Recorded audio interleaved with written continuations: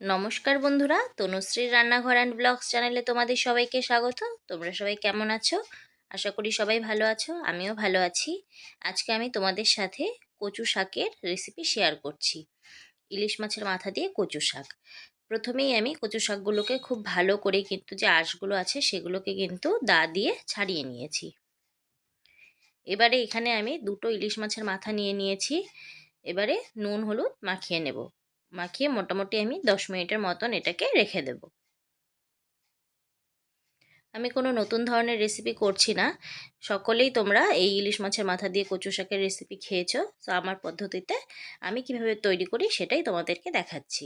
এবারে গ্যাস ওভেনে কড়াই বসিয়ে দিয়ে আমি তেল গরম করে নিয়ে ইলিশ মাছের মাথাগুলো ভালো করে ভেজে নেব। মাছের মাথাগুলোকে আমি উল্টে পাল্টে ভালো করে ভেজে নিচ্ছি। তোমরা চাইলে মাথাগুলোকে টুকরো টুকরো করেও কেটে নিতে পারো। আমার তো মনে হয় যে বাজার থেকে কেটে আনার চেয়ে কচু শাক বাড়িতে খুব ভালো করে পরিষ্কার করে ধুয়ে কেটে বেছে রান্না করাটাই ভালো।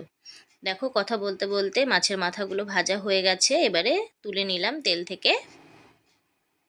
এবারে একটা প্রেসার কুকারে আমি সমস্ত কচু শাক যে কেটে রেখেছিলাম সেই শাকগুলোকে প্রেসার কুকারের মধ্যে দিয়ে দেব। দিয়ে সামান্য একটু জল দিয়ে নুন দিয়ে ঢাকনা দিয়ে আমি বন্ধ করে দেব।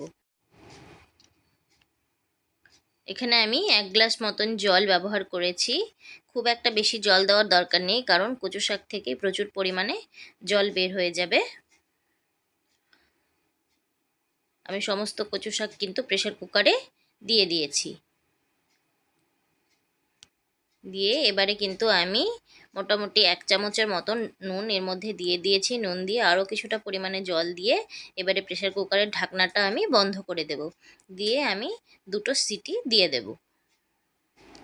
দেখো বন্ধুরা, কচু শাকটা কিন্তু আমার ভালোভাবে সেদ্ধ হয়ে গেছে।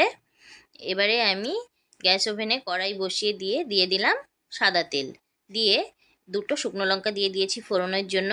আর দিয়ে দিলাম 1 চা চামচ কালো জিরে। এবারে ফোড়নটাকে আমি কিছুক্ষণ সময়ের জন্য ভেজে নেব। ফোড়নটা ভাজা হয়ে গেলে আমি দিয়ে দিলাম এর মধ্যে কয়েকটা চেরা কাঁচা লঙ্কা। ঝালটা তোমাদের স্বাদ বুঝে দিয়ে দেবে। যেহেতু কচু শাক, সেই কারণে একটু ঝালটা বেশি করে না দিলে কিন্তু খেতে ভালো লাগবে না। এবারে যে কচু শাকটাকে আমি সেদ্ধ করে রেখেছিলাম সেই শাকটাকে একটু আমি হাতা দিয়ে একটু থেতো করে আমি তেলের মধ্যে দিয়ে দিয়েছি। দিয়ে দিয়ে দিলাম এবারে স্বাদ অনুযায়ী নুন আর হলুদ গুঁড়ো। দিয়ে এবারে নুন হলুদটাকে খুব ভালো করে কিন্তু আমি শাকটার সাথে মিশিয়ে নিচ্ছি। আর একটা কথা বলছি বন্ধুরা, তোমরা যখন শাকটাকে কড়াইতে দেবে না তখন কিন্তু হাতা দিয়ে দিয়ে দেবে। তা না হলে কিন্তু এই কচু শাক রান্না করতে গিয়ে অনেকেরই গা হাত পা পুড়ে যায়, কারণ একদম তেল পুরো ছিটে চলে আসে। আরেকটা কথা বলছি, যখন তোমরা কচু শাক কাটবে, যেহেতু কচু শাকটা অনেক সময় হাত চুলকোয়, সেই জন্য কিন্তু তোমরা প্লাস্টিক পরেও কাটতে পারো বা একটু হাতে সর্ষের তেলও লাগিয়ে রাখতে পারো। আর কচু শাক কাটার পরে যে হাতটা কালো হয়ে যায়, সেই জন্য কিন্তু তোমরা একটু নুন আর লেবু দিয়ে হাতটাকে ঘষে নিতে পারো, যেই জায়গাগুলো তোমাদের কচু শাক কাটার পরে কালো হয়ে যায়। দেখো, কথা বলতে বলতে কিন্তু আমি মোটামুটি অনেকটাই কিন্তু শাকটাকে আমি ভালো করে ভেজে নিচ্ছি। মোটামুটি কিন্তু 15 মিনিটের মতন কিন্তু শাকটাকে খুব ভালো করে কিন্তু ভেজে নিতে হবে, গ্যাসের আঁচটাকে লো টু মিডিয়ামে রেখে। কচু শাক রান্না করতে কিন্তু অনেকটা সময় লাগে বন্ধুরা, সেই জন্য কিন্তু তাড়াহুড়ো করলে কচু শাকটা খেতে ভালো লাগবে না। যে মাছের মাথাগুলো আমি ভেজে রেখেছিলাম সেই মাথাগুলোকে আমি এর মধ্যে অ্যাড করে দিয়েছি।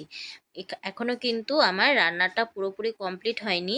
মোটামুটি কিন্তু 70% মতন হয়ে গেছিলো শাকটা। তারপরে কিন্তু আমি মাথাগুলোকে এর মধ্যে অ্যাড করে দিয়েছি।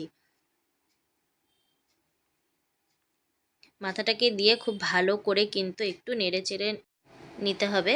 আমি এর মধ্যে কিন্তু কোনো রকম কোনো ভাজা মশলা বা জিরের গুঁড়ো, ধনে গুঁড়ো কোনো মশলাই অ্যাড করব না। যেহেতু এখানে ইলিশ মাছ আছে, সেই জন্য কিন্তু কোনো মশলা ব্যবহার করব না। তাহলে ইলিশ মাছের যে গন্ধটা সেটা কিন্তু চলে যাবে, খেতে ভালো লাগবে না।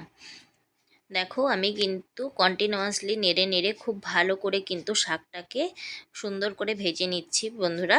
আর এই কচু শাক রান্নাতে কিন্তু তেলের পরিমাণটাও একটু বেশি করে দিতে হবে, তা না হলে কিন্তু কচু শাক কিন্তু আমাদের গলায় চুলকোবে না। এখানে আমি বন্ধুরা 1 চামচ চিনি দিয়ে দিয়েছি। তোমরা কিন্তু মোটামুটি এতটা পরিমাণ কচুর শাকে 2 থেকে 3 চামচ পর্যন্ত চিনি অ্যাড করে দিতে পারো। যেহেতু আমার বাড়িতে সুগারের পেশেন্ট রয়েছে, সেই কারণে কিন্তু আমি এখানে সামান্য একটু চিনি ব্যবহার করেছি। ব্যাস তৈরি হয়ে গেল আমার ইলিশ মাছের মাথা দিয়ে কচু শাকের এই রেসিপিটি। ভিডিওটি যদি ভালো লেগে থাকে বন্ধুরা, তাহলে অবশ্যই একটা লাইক করে পাশে থেকো। ভিডিওটি শেষ পর্যন্ত দেখার জন্য অসংখ্য অসংখ্য ধন্যবাদ। পরবর্তী ভিডিওর অপেক্ষায় থেকো। ভালো থেকো, সুস্থ থেকো।